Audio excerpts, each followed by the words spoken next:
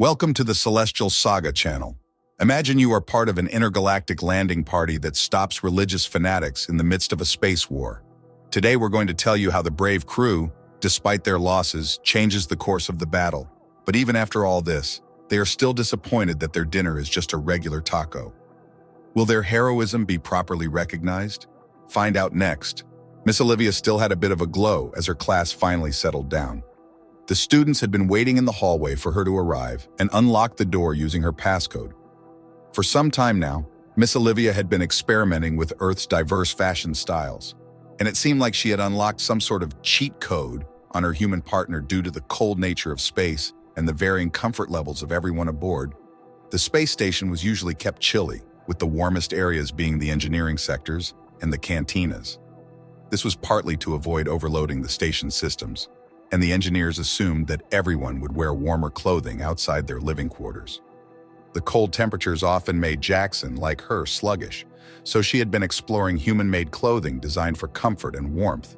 Recently, she had gotten into wearing oversized cable-knit sweaters, and it seemed to have triggered something primal in her human partner.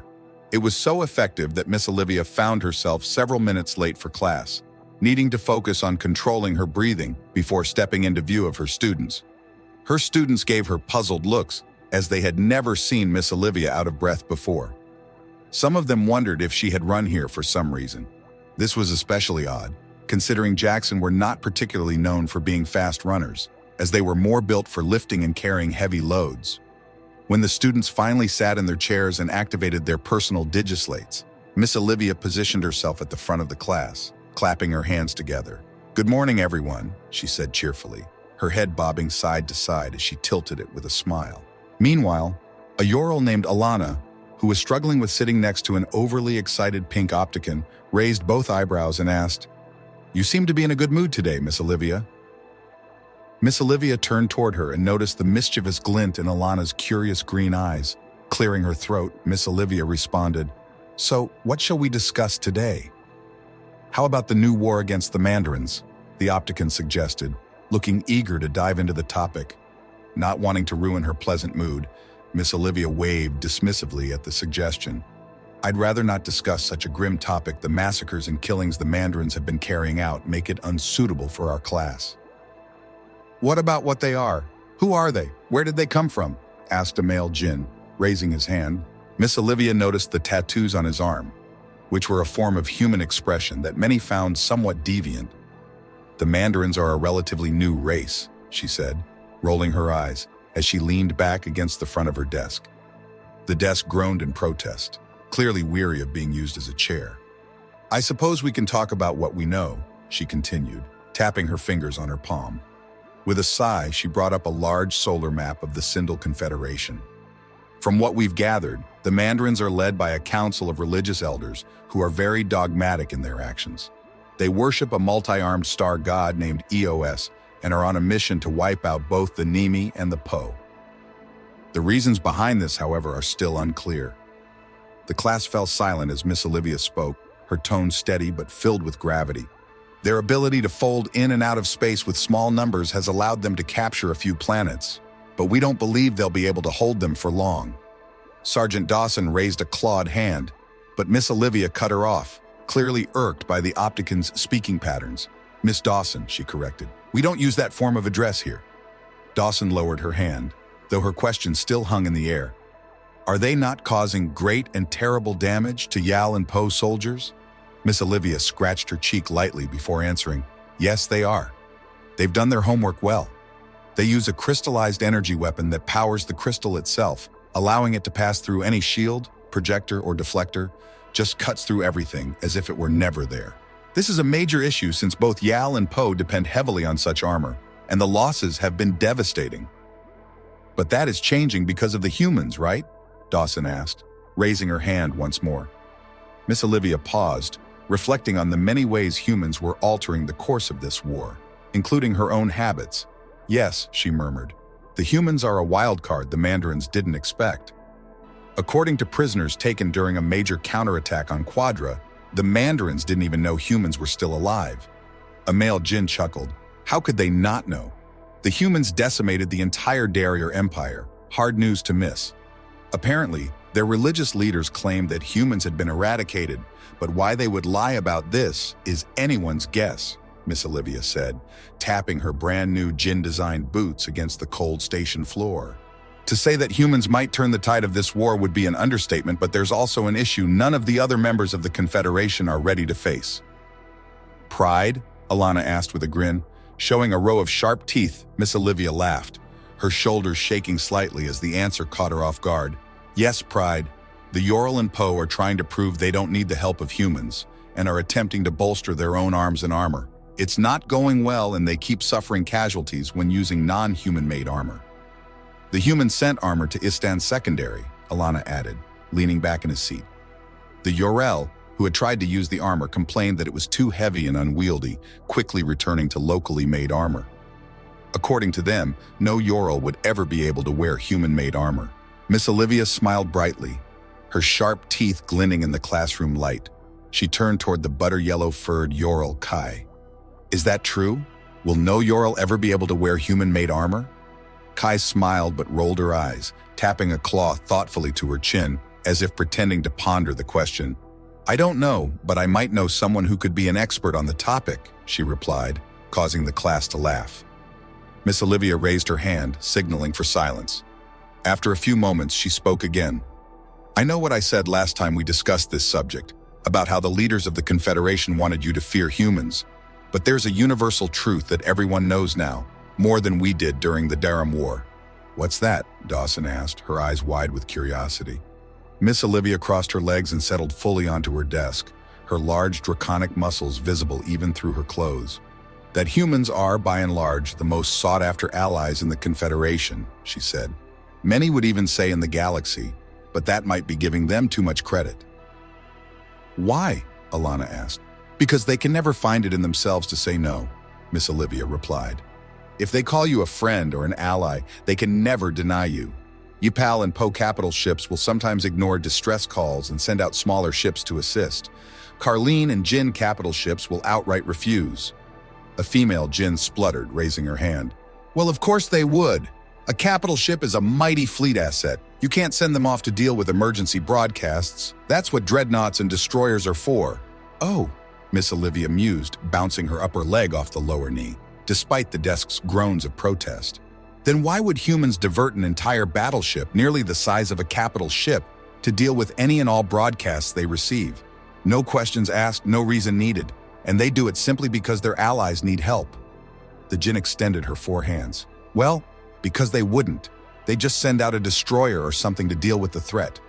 What race would commit an entire capital ship to a single emergency broadcast? What race indeed? Miss Olivia asked, raising the ridge of scales above her eyebrows.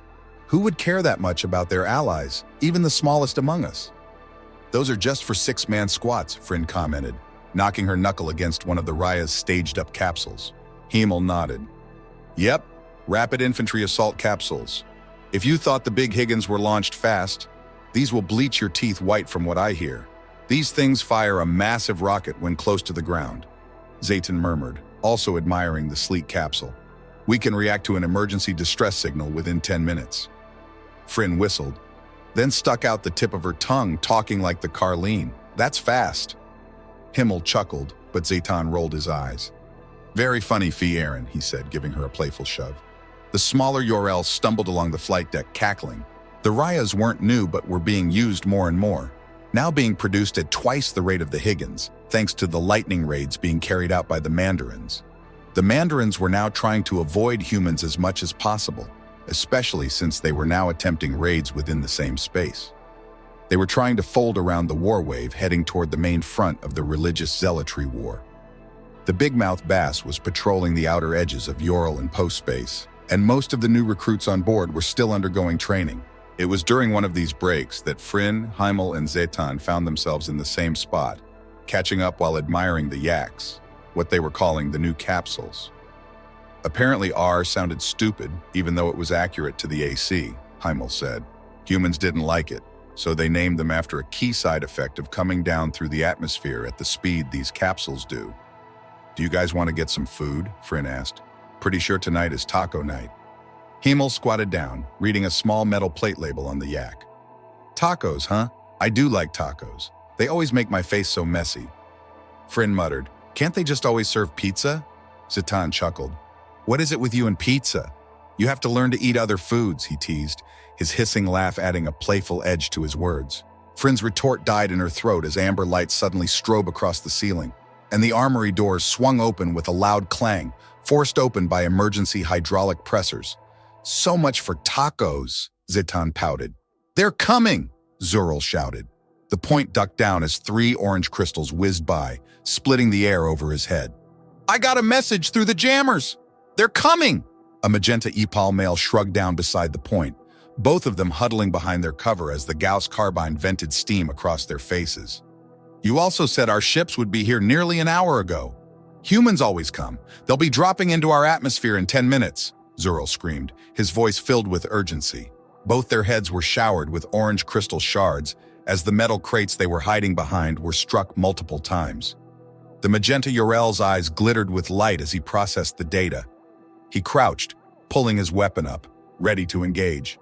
"Thank goodness! Help is coming! Humans!" he shouted, before firing multiple spikes of ammunition towards the Mandarin positions to make them duck. "Thank goodness!" Mega shouted back into his ear. "I actually believe you now!" Zurl could hear the thundering footsteps of Yorel and Poe soldiers behind him. Then, a scream of horror rang out as several large orange crystals tore through the reinforced armor and Vero decelerators of the Poe riflemen. The point soldier was blasted to the ground in a tangle of limbs, her spine snapping as she was carried away by the force of the impact. Zurl cursed in shock as the Yorel was a bit slow in getting behind cover, the orange crystal splitting his head open like an overripe fruit. The crystal didn't slow down after leaving the crumbling body behind. It sank deep into the chest of another Yorel who had been behind the first. The purple male let out a howl of agony as he was pinned to a water canister. "He's drowning!" Zurl screamed as he leapt to his feet. The water canisters exploded and the rushing water started to drown the struggling Yorel. Fank jerked back, grabbing Zurl by the collar of his combat suit and dragged him behind cover.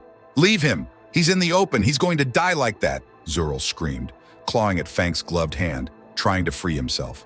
6 more crystals shrieked through the air, embedding themselves in the pinned Yorel. His body armor and shields did nothing to stop the devastating projectiles. Zurl fell to one knee, watching as the Yorel convulsed against the canister, his body twitching as if it was desperately trying to break free. But then it stilled, floating in the water with his paws just inches above the wet ground. "Why?" Zurl whispered over the din of the firefight. "Why don't the shields work?" Fank growled under his breath, managing to bring down a Mandarin by sinking a Gauss spike through his armpit. He shrank back behind cover. "I don't know," he said, checking his weapon. They had all been stationed on mains as a deterrent to raiders, since that branch of Mandarins mostly attacked lightly defended areas. They lacked heavy armor. This time, though, the raiders brought regulars with them. Not only do they have strong weapons, but their bizarre bodysuits of armor are adept at stopping nearly everything we can throw at them. The fight had started at a docking area used for commerce, but they had been pushed all the way back to a storage area filled with crates and shipping containers. Losses mounted quickly, as despite the best efforts of the Poe and Yorel, they couldn't produce a suit of armor that could even slow down those cursed crystals. "How much longer until the humans arrive?" Fank asked, Zurl pulling out a battery pack to replace the drained one in his Gauss carbine. Zurl quickly pulled out his data slate and let out a relieved puff of breath. "They've just entered orbit. Get in the axe. Go, go, go!" "Sergeant Mackey!" screamed, still pulling on his helmet from the armory rack. "Just get in there now." Frin pulled on her torso armor and held out her hands to catch her helmet, which Himmel tossed to her as he ran. Zatan was already heading down the drop line, the raceys trundling along launchers and positioning themselves along the speed rails. "This one!" Zatan called out, securing his rifle to his chest and beginning to climb the loader ladder. "The gallant lady hopes she's a strong one," Himmel muttered through his helmet mic, following after Zatan, a 40mm grenade launcher strapped to his chest.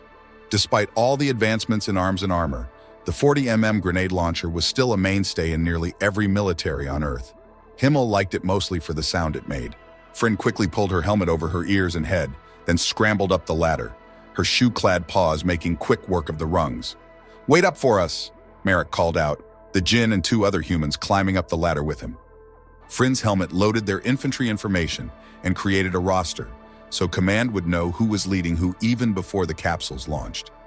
The dagger-like capsules began to hum as their systems powered up, and the intimate passenger space filled with light. The Yaks had 6 racks, with nearly 3 times as much dampening equipment as the Higgins, and the seats were arranged around the core, facing the egress doors.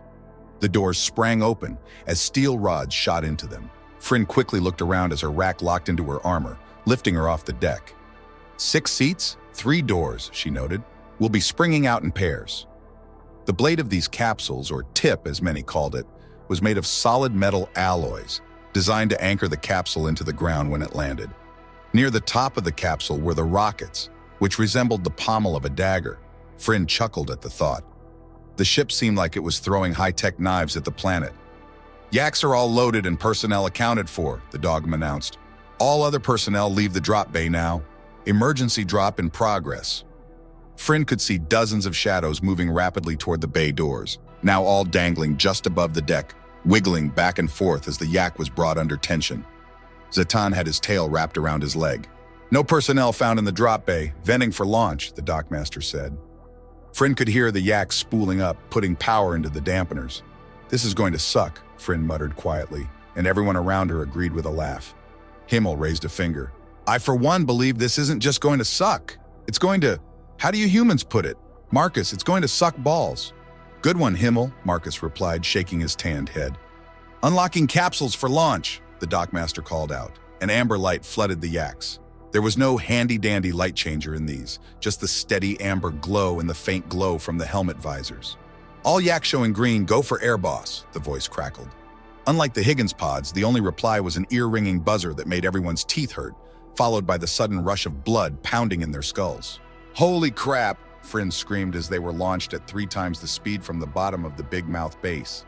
Their capsules left a trail of smoke and elements behind them, as if they were thrown through a fog. Looking back on it, Fryn and the rest of her group would all agree that screaming was an understatement. The loud noise from the Yaks was a rookie mistake, as their armor technicians had to note that the inner helmet microphones were nearly destroyed from how loud the screaming was, with some damage to the receivers as well. The speed of the Yaks was utterly terrifying, and Fryn didn't even have a chance to catch her breath before the Yak began shuddering violently as it sliced into the atmosphere. Mission! Was all Fryn could think to yell, squeezing her eyes shut as a timer appeared on a screen above them. Get a hold of yourselves, shouted Himmel, his voice strained as he gasped for air. I think my nuts are somewhere on the ceiling. Zatan managed to open an eye and saw the screen quickly flashing numbers. Landing in 2 minutes. Fryn was bouncing back and forth so much that she wondered if this was what the mixing ball in a cocktail shaker felt like. Her abdominal muscles were so tense that they almost showed through the suit's fabric. The Yak sounded a loud buzzer, and Fryn snapped her eyes open to look at the screen. She felt the craft shudder again as the dragger rays deployed, and her blood rushed to her paws. 30 seconds! The buzzer rattled their teeth every 10 seconds, and with the last 10 seconds, the boosters kicked on with a stomach-churning lurch. Fryn let out a ragged gasp as the dagger-shaped capsule slammed into the ground, the impact so jarring that she chipped not 1, but 3 of her teeth. The Yak let out one final thunderous klaxon call before the 3 doors of the capsule slammed open with the force of their launch rods and sunlight flooded the interior. Fryn's shoed paws hit the deck, and she took off running, slipping in front of Marak, ripping her XC-1 Lancer from her chest and immediately bringing it up to her eye. They had landed right in the middle of the enemy, and Fryn could tell by their armor that these Mandarins were regulars. Himmel skidded to a halt, nearly face-to-face with a Mandarin melee specialist. He fired a snapshot with his grenade launcher.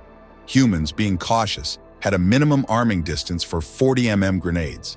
This meant that instead of exploding and killing both Himmel and the Mandarin, it removed the Mandarin's head by sheer brute force, sending brain and skull fragments into the air like confetti filled with meat. Marcus came off their ramp and body-checked his own Mandarin. Pulling out a dagger, he sank it straight into the man's face, blood filling his mouth. He had bitten his tongue on landing and couldn't figure out how to spit it out within his helmet. Fryn's knees buckled as 3 more capsules hit the ground around her, and she toppled into the dirt. The ramp's impact klaxons vibrated the air as the door slammed into the ground.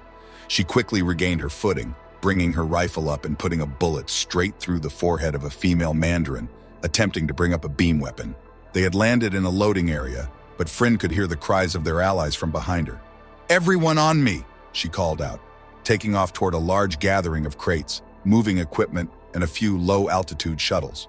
Marcus and Marok were the first to reach her, with Zeytin and Himmel following just behind. "Where's Caleb?" Fryn asked out loud as she hurtled over a shattered water container, which had a dead Ural still pinned to it. Marcus's voice keyed into her ear. "Dead. Caught one of those crystals to the face. Put his lights out." Fryn spat, then pulled her slammer from her belt. Marcus and Marok did the same. Slammers were essentially single-handed warhammers with a claw hammer face on one end and a curved spike on the other. The difference from their ancient counterparts was that these hammers had an internally powered mechanism that triggered the strike face to extend a few inches at speeds over 100 miles per hour. They were highly effective at shattering the bodies of the Mandarins, despite their armor. This would be the first time Fryn would use one in anger. Their team moved into view of a sprawling melee, and it wasn't going well for anyone. A PO screamed in terror as a Mandarin tried to force a blade down toward his chest, while a magenta Ural staggered backward, blood leaking from 2 swipes across his chest. He fired his GA carbine on full auto, riddling a massive Mandarin's armor with spikes. Fryn wasted no time, bringing back her slammer and triggering the inner mechanism. She swung it across the back of the Mandarin's skull, and the warhammer let out a hissing thud as it cracked open the Mandarin's skull, splattering it across the ground. The point let out a scream and scrambled out from under the leaking Mandarin, while Fryn deftly jumped over them, firing her rifle with one hand and readying her slammer with the other. Marcus shoulder-checked the spike-riddled Mandarin and threw off the aim of his humming blade, sparing the magenta Ural from the killing blow that had been aimed at his neck. Not to be outdone, the Ural pulled out a combat knife and sank it into the Mandarin's thigh, while Marcus brought his own slammer around and turned the Mandarin's heart to mush. Zeytin, fueled by bloodlust and powered by human combat armor, whipped his tail around and sent a female Mandarin crashing against a crate. He already had his slammer out, shattering another Mandarin's shoulder. Marok let out a war cry and jumped, sinking a heavy boot into the chest of a Mandarin wielding an odd power spear. The melee was fierce, and by the time Fryn had a moment to catch her breath, her armor had been slashed 3 times by power blades, and her helmet was flashing an alert that her knee armor was compromised. Himmel spotted a group of riflemen heading their way, their glowing weapons making them easy to spot. He launched a 40mm grenade their way, and the battle raged on. The soft thud of the weapon's report echoed, and the grenade landed and exploded with a dull thud, sending shrapnel shredding through the Mandarin ranks, causing them to stumble to the ground, bleeding profusely. "Thank you," Zurl gasped, reaching up to take Zeytin's clawed hand, who was bleeding from a 5th arm wound. "You came. Humans always come," Marcus said with a nod, turning when he heard the magenta Ipal hissing in painful laughter. "I guess that part's true then," Fank muttered, looking around with a disheartened sigh. "We got butchered." Fryn blinked at her helmet display until she found the right channel. "I need medics at Point Lima, on Route A." A calm female voice responded, "We're on our way." Fryn nodded to the other Ural. "They're coming. Thank you," the Yal said through gritted teeth, nodding to her respectfully as Fryn grimaced inside her helmet. The name Kawai was given to Ural, who strayed from the ancestral path and joined the humans. And here was this one saying it with reverence. "Corporal Fryn, head to Point Alpha," Sergeant Dawson said into Fryn's ear. Fryn nodded as a new directional heading appeared on her visor, and she holstered her slammer on her belt. "Let's go, fellas. We've got Mandarins to kill, and they're trying to hold a docking station. Let's get moving." Zeytin growled, clearly not satisfied with just 4 Mandarin kills. "My blood is boiling." Fryn and her team took off at a sprint across the landing site, crossing paths with 2 medics running the opposite way. They went over the top of a pathway where a chaotic firefight was underway. "Himmel there!" Fryn barked, pointing toward a cluster of Mandarins manning 2 crew-served weapons, the bright purple beams hissing through the air. Her helmet tracked her finger and lit up Himmel's display, with an amber square showing him where to shoot. "Gladly," Himmel muttered, raising his launcher and slamming a high-yield boiler round into the tube. Without delay, the 40mm grenade sailed through the air, hitting the center of the Mandarin position, exploding in a huge plume of white smoke and burning orange phosphorus. "Enjoy a visit from Willie, you helmet-wearing dumbasses!"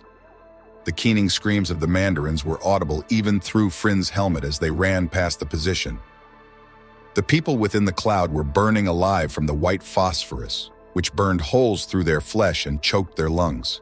Fryn came down a long roadway for trucks and managed to loop around a shallow warehouse, coming down into the flank of an entrenched Mandarin position. She leaned out when a human XC-1 Lancer skipped across the top of her helmet, and she jerked back in panic. "Fryn!" Her helmet trilled with warnings. "Corporal Fryn is at Point Alpha. Point Alpha, damn it!" An unfamiliar voice crackled in her ear, though it was at least apologetic. "Our bad. We had to give some of the point rifles. They can't see our readouts. We'll tell them not to shoot you," Fryn growled, waving her hand toward Himmel. "Himmel, get up there and hit those bastards with high explosive." Himmel shoved a 40mm round into his launcher and stepped around Fryn, his visor showing him the landing location. "Hi diddly ho, boys." Fryn rolled her eyes even as Himmel launched the round, then lurched around the corner with her team in tow. "You really need to stop going on the human message boards," Marcus said with a grin, and everyone in her team grinned as Fryn let out an anguished rumble in her throat. Fryn and her team moved through a jumble of scattered mini-connexes and crates, bringing up their rifles and slamming the door on the L-shaped firing line. Fryn pounded a Mandarin in the chest with munitions when the Mandarin turned and fired wildly. The rifle, much larger and more menacing than the one used by the raiders, sent an orange crystal through the air, embedding itself in her shoulder armor and penetrating all the way to her flesh. Fryn screamed and was jerked around by the inertia of the blast, ripping her feet out from under her and slamming into the crate. "Get it out of me! It's burning! Corporal Fryn is hit!" Himmel shouted as Zetten gripped the orange crystal with his clawed hands, pulling it out of Fryn with a shriek of metal and a guttural squelch. He threw the crystal down, and it rang across the ground, sending flecks of Fryn's blood across the concrete. The Carlin helped her to her feet with a jerk of his arm, still able to fight. Zetten asked, "Fryn, can you keep going?" as he hefted his rifle and laid down suppressive fire. Fryn's chest plate hummed as it injected painkillers and wound tech into her, and she shook her head. "That sucked, but I can keep going. Just can't use that arm for now." Her visor displayed a warning that her flesh and muscles had been heavily damaged, and her armor zipped her arm to her side with the whine of micromotors locking it into place as the undersuit inflated to support the arm. Fryn hauled her rifle onto the crate and kept firing. Marcus was beside her, hammering away with his own weapon. "Frag out!" Sergeant Dawson called over the unit communications, and dozens of amber squares filled Fryn's visor as the other teams threw grenades. "That's going to suck for them," Fryn laughed, holding up her rifle for Marcus. The human slammed a new magazine into her rifle, and Fryn started firing again, even as a concussive ripple of exploding grenades tore through the air with a hiss and the zing of shrapnel. The fight dwindled after that, as even these more heavily armored Mandarins could not withstand the overwhelming force of the human heavy assault armor. There were, however, more KIAs than before, but the ratio was heavily in favor of the human infantry. Even the Big Mouth base got in on the action, with the flight of fighters engaging in aerial dogfights with Mandarin fighters, as a massive battleship took Mandarin raiding cutters to the sword. Fryn could still see the flaming wrecks of Mandarin ships burning and glittering in the atmosphere. When they came to pick up, both Fryn and the other troopers were gathered up and transported to the Big Mouth base once the battle had ended, with the Mandarins folding away to safer space. As the shuttles landed on the now liberated dockyards, Fryn surveyed her team. Marcus had sustained 2 leg wounds. Himmel seemed to have escaped injury. Zetten had multiple arm bleeds. Merrick had taken a crystal to the hip, and Jersey had died only moments after landing. Fryn chuckled to herself, slowly pulling off her helmet, tucking it between her knees and running her good hand through her hair. What a day. 10 hours of combat action, not too shabby. Himmel grinned, taking off his helmet as well. "Shame that all of you got shot." Marcus blew out a laugh. "That's because you're so short, everyone sees us first." "Get over it, link leg," Himmel teased, blowing a raspberry as Marcus messed up his hair with his massive hand. Zatan sniffed, pulling off his helmet as well. When Merrick opened his fresh air ports, he grinned.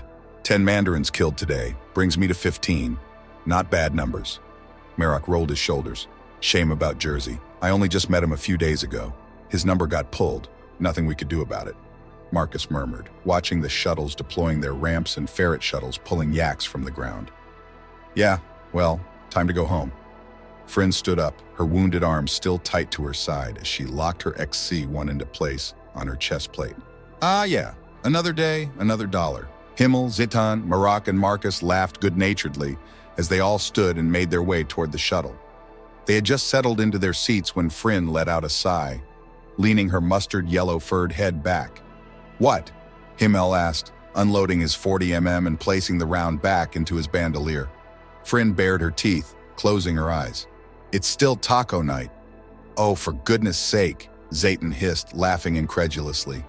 "You've been shot in the shoulder and now your entire day is ruined because it's taco night?"